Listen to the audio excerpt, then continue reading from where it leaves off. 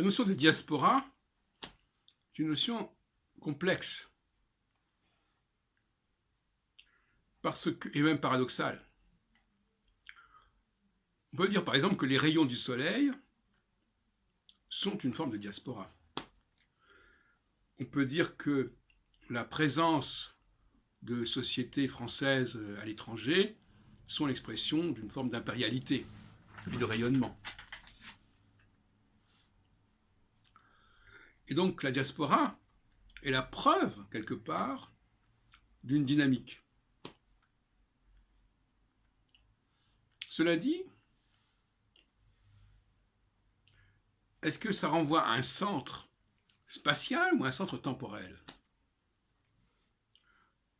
J'entends par là, est-ce que ça veut dire que la diaspora juive a un rapport quelconque, une dépendance quelconque par rapport à Israël, aujourd'hui?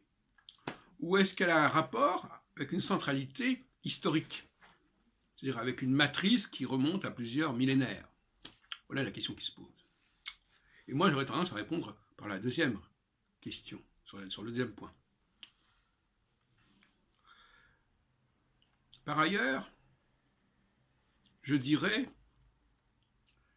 que la notion d'empire n'est pas du tout telle que l'a définie M. Bellamy. L'empire, ce n'est pas quelque chose d'unitaire, bien au contraire. Là, c'est une erreur au niveau de la science politique. Un empire, justement, c'est fondé sur la diversité, plus encore, beaucoup plus que la nation.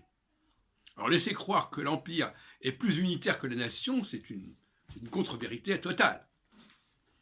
C'est un non-sens, un contresens. L'empire est quelque chose de créateur et créatif.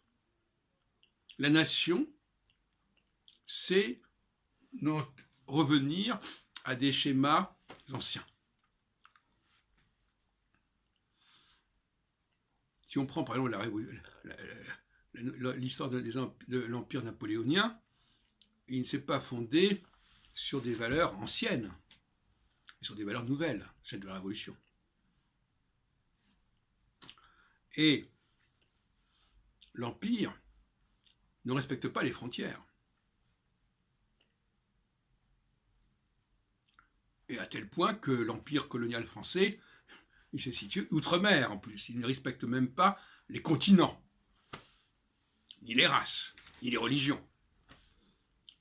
Donc c'est quelque chose d'extrêmement créatif, par opposition à la nation, qui correspond à un schéma prédéterminé, si on peut dire.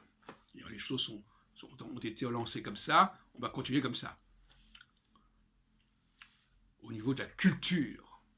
Alors à propos, Bellamy nous parle de la culture européenne. Ce sont des expressions complètement vides de sens.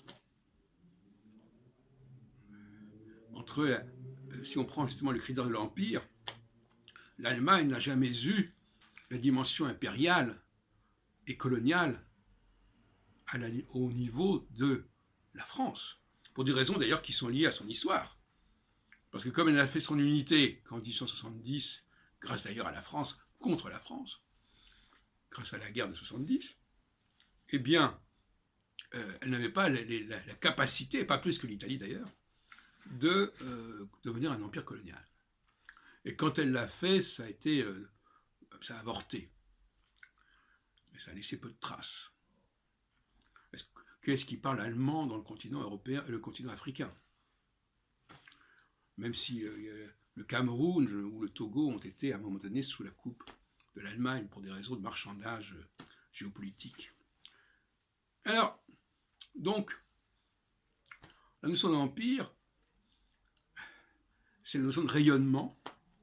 Et je voudrais terminer à propos du sionisme. Le véritable sionisme, s'il devait être créatif, il aurait très bien pu s'instaurer ailleurs qu'en Palestine. L'Empire, justement, c'est quelque chose qui est créatif, qui est innovant, qui ne dépend pas forcément du passé, qui n'est pas dicté par le passé. Et donc, à mon avis, ça a été une erreur une facilité, si on peut dire, que de considérer que la restauration du centre du peuple juif devait se faire dans son lieu historique. D'ailleurs, il y a ce qu'on appelle le sionisme territorial qui était tout à fait disposé à envisager d'autres solutions. Et même Théodore Herzl lui-même, dans l'État juif, n'est pas du tout fixé sur la Palestine. Il écrit noir sur blanc qu'il y a la solution palestinienne, il y a la solution en Argentine, etc. Et lui-même, en 1904-1903, avait dit que pourquoi pas l'Ouganda. Donc, oui, il y a des petits esprits, n'est-ce pas, qui veulent que les choses soient prédéterminées, que le territoire soit des dictées dès le départ, et que ça corresponde à une sorte de réalité objective très ancienne, et d'autres qui, au contraire, considèrent qu'on peut tout à fait innover. Et je ne suis pas contre à l'idée de créer un centre juif, quelque part, pour la diaspora juive, qui ne serait pas forcément, ni même ce serait même pas forcément souhaitable, en Israël. Peut très bien être ailleurs. Et peut-être même en France, peut-être, qui sait, ou en Argentine, ou ailleurs.